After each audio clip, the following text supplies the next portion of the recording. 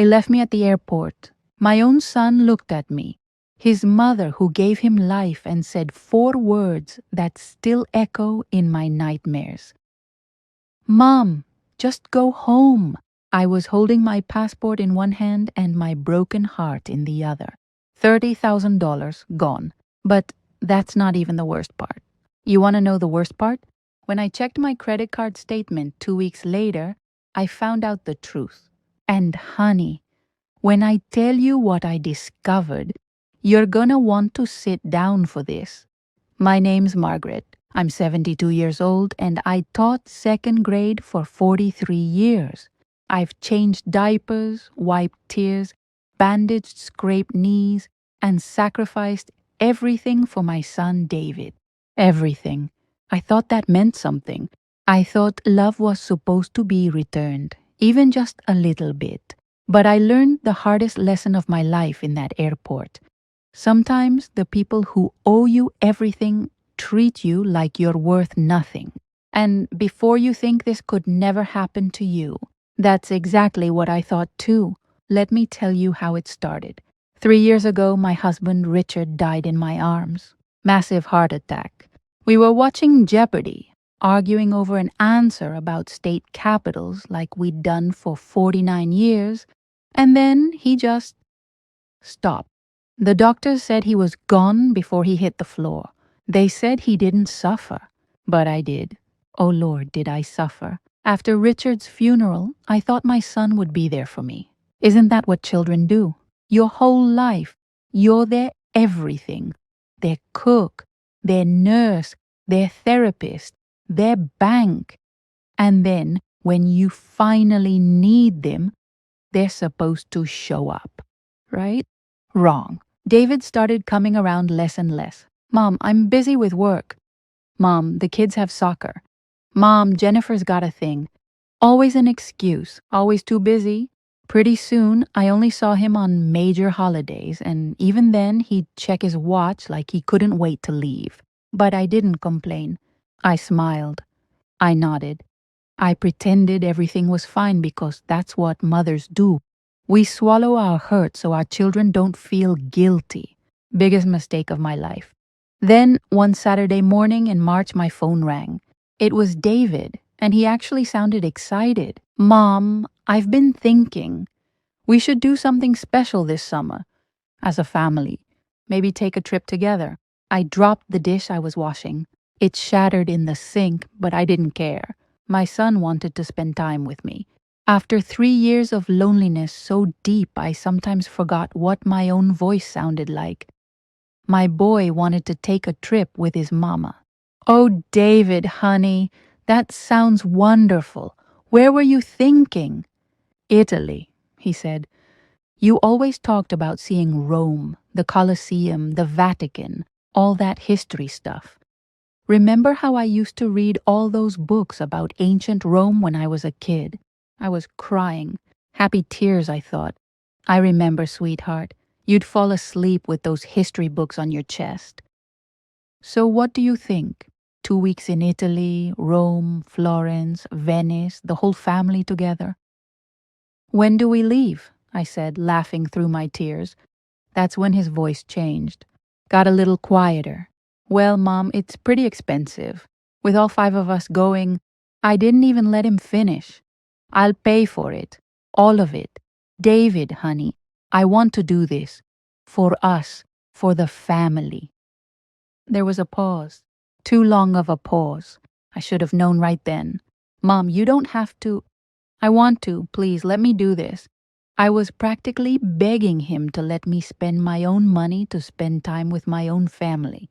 But I didn't see it that way then. I just saw my chance to have my family back. Okay, he finally said. If you're really sure, that would be... Wow, Mom, that would be incredible.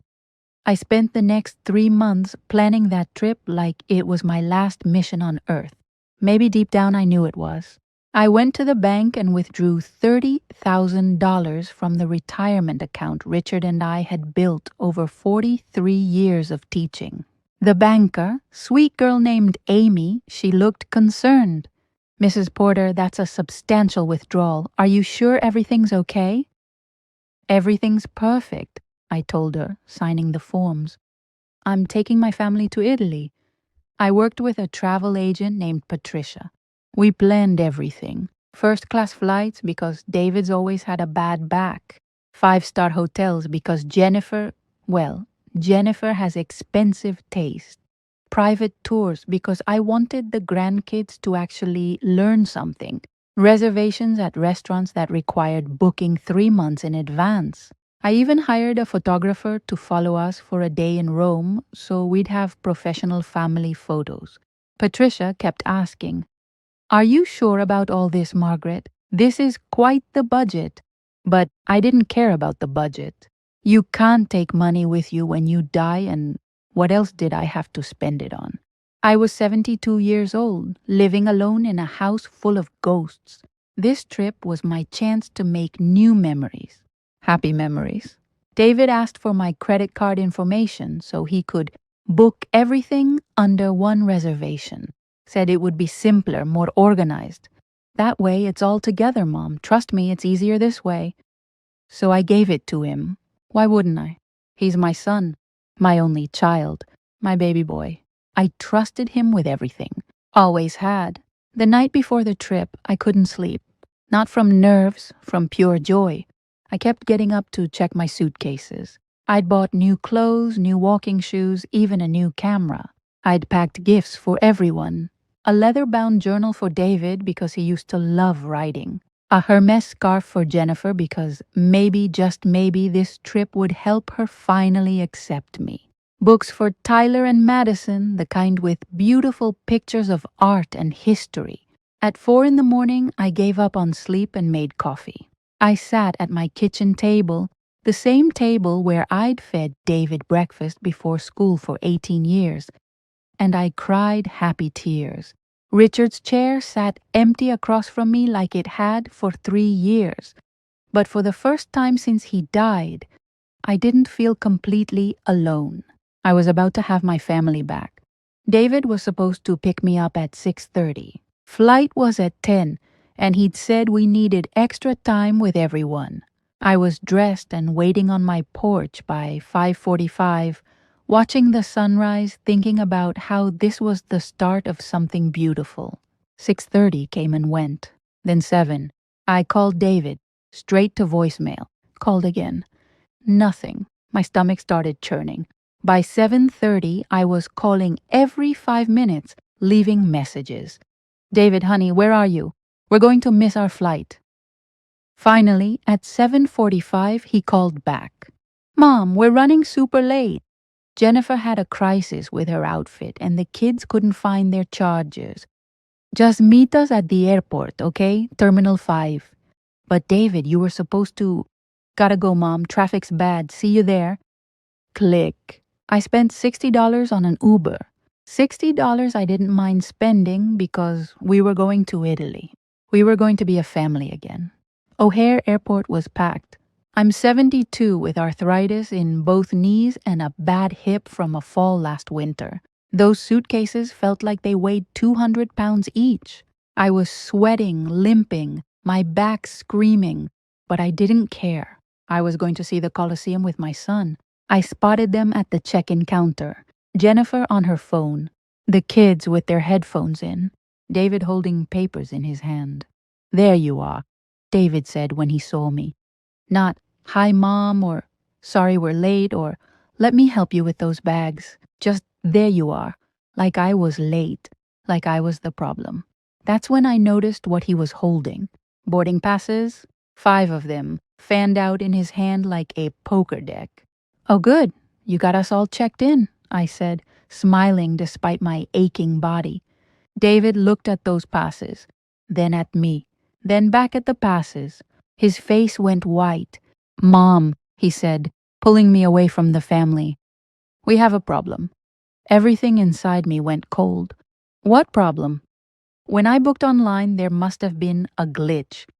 I don't know what happened, but—" He held up the 4 boarding passes. Only 4. "Your name isn't on the reservation." The world tilted sideways. "What do you mean my name isn't on the reservation?" "It's not here." I have tickets for me, Jennifer, Tyler, and Madison. But not you. The system must have messed up or something. I couldn't breathe. David, I paid for those tickets. I know, Mom, and I'm so sorry. But look, they're boarding in 15 minutes. We can't miss this flight. It's non-refundable. Then fix it. My voice was shaking. Go to the counter. Buy me a ticket. I don't care what it costs. He shook his head. Last minute international tickets are like $9,000. That's insane. And we don't have time. David, I just gave you $30,000. Mom, lower your voice. You're making a scene. He glanced back at Jennifer, who was watching us with her arms crossed. Look, these things happen. Technology glitches. We'll plan another trip, okay? I promise. That's when I saw Jennifer smirk. Just a tiny little smirk, but I saw it. And suddenly, everything clicked into place. This wasn't a glitch, was it? I whispered. David wouldn't look at me. Mom, that's crazy. You never booked my ticket. This was deliberate. We have to board, he said, avoiding my question entirely. Then he hugged me, a quick, cold hug that felt like a slap. And he said, just go home, Mom. Get some rest. I'll call you from Rome. Just go home. I watched him walk away, watched my son, the baby I carried for 9 months, the child I sacrificed everything for, walk away from me like I was nothing. Jennifer hooked her arm through his.